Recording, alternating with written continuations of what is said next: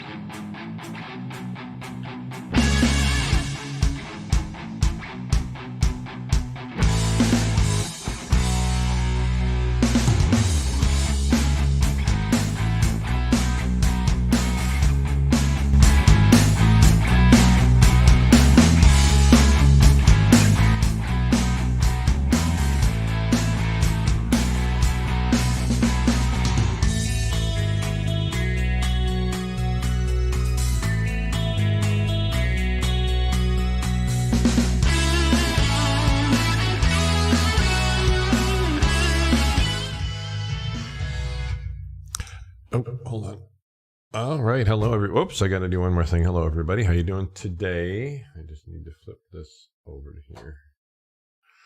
Like that. Depending on where you're watching from, I'm in Alberta, Canada right now. It's warm here.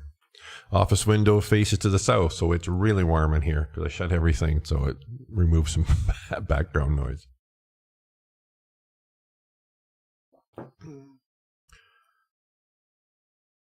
Being spiritually strong has nothing to do with always being positive. This, I don't know if you call it a soapbox or not, but for me, is nothing new. It's right from the beginning. This is something that I've talked about. This came to me in the shower again this morning. So I had a series a while ago called Showering with Source. I should almost resurrect it.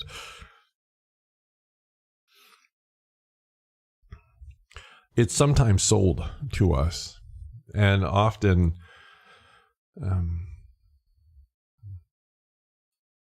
the one that berates us and sometimes even condemns us the most for not being like the spiritually strong person is the one in the mirror. And I think so often we have this idea, and again, sometimes it's communicated that way, that if you're spiritually strong, then you never have the lows, right? And it just gets better and better and better and better and better. I don't know. I guess I had a period of time that's what it was. I don't know. I think then there's the valleys, right? The mountaintops and the valleys, eh? And being spiritually strong really is understanding that when you go through the valleys, to somehow attempt to post this celluloid grin, on your face, and that everything is wonderful, and as long as I do my morning affirmations and all that kind of stuff, then that's being spiritually strong, right? Because if I actually, if you will, succumbed to the darkness, and not even that maybe, but acknowledged the darkness, there's a better word, that if I acknowledged the darkness that was around me during the valley, well, then I'm not being spiritually strong. Okay, so that fits. So there's a very big difference between acknowledging the darkness around you, and here we go, and succumbing to the darkness around you. And for me, that's the epitome of being spiritually strong, because it's really easy. Trust me, it's really easy to again be sort of all love and light and things like that when you're on the mountaintop. Really easy, because your external surrounding is supporting that, is fueling that. But really, where you find out if you are, if you will, again, spiritually strong, is not there. It's when you're in the depths of the valleys, and where and when it's incredibly dark. And we have this misconception, as I said, that when we're there, we still should somehow profess that we're on the mountaintop. But we're not on the mountaintop. We're in the bottom of the frickin' valley. And to attempt to try and convince ourselves that we're not, or again, to berate ourselves because we know the darkness is there. Well, it shouldn't be there, because if I was spiritually strong, this would never happen. And it is interesting when you read the accounts of throughout the ages, and I'm not saying we look for them, but those, the dark night of the soul, as they say, and different things like that. There's been very challenging and trying times for so many of the forerunners and the people, again, whose books we read and whose teaching, who other people have sort of used as a foundation for their teachings and things like that. It's the trailblazer sort of thing. And those people that are spiritually strong, they're spiritually strong because when they've been in the valley, they haven't been afraid to acknowledge they're in a valley. They haven't been afraid to acknowledge that right now things are very hard. They haven't been afraid to acknowledge that they're not perfect. They haven't been afraid to acknowledge that life isn't always roses and sunshine. They haven't been afraid to acknowledge that. But what they haven't done is succumb to it.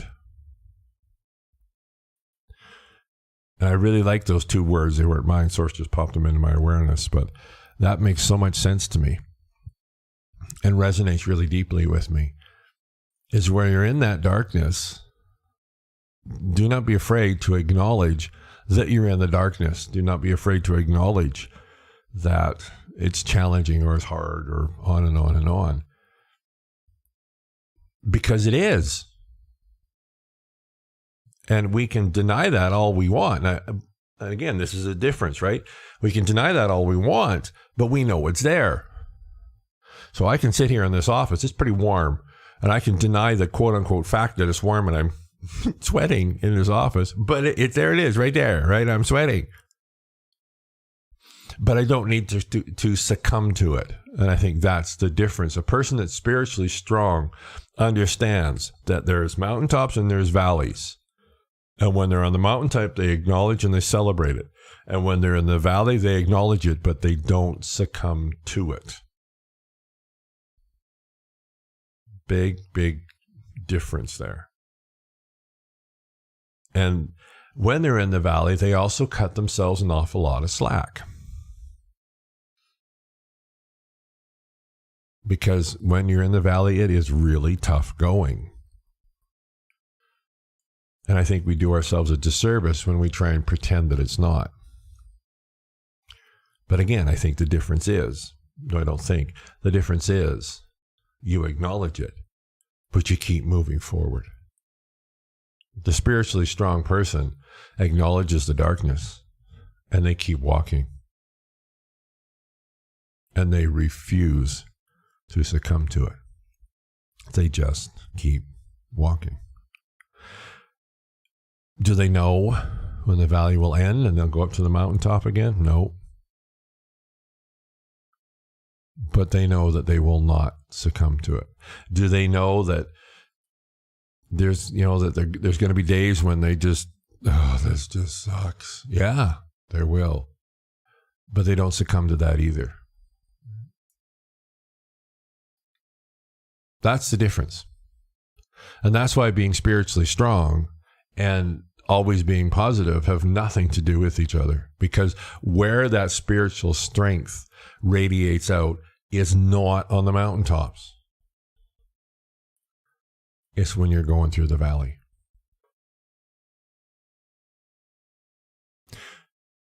You know, this was short, but I think that's it. Cut yourself a whole bunch of slack, especially if you're, as so much of the world is, especially if you're going through that valley. Just keep moving. Do not be afraid to acknowledge that it's difficult, that it's painful, that it's challenging, that it's whatever. Do not, to acknowledge the darkness. Just don't succumb to it. Get that bullheaded stubbornness I think I talked about yesterday. Do not succumb to it and just keep walking, because the valley cannot go on forever. Because just like the mountains tops do not go on forever, the valleys don't either. You just keep moving. Thanks for tuning in, guys. I know this was a shorter one, but it was really valuable. Share. We're all in this together. See you on the web.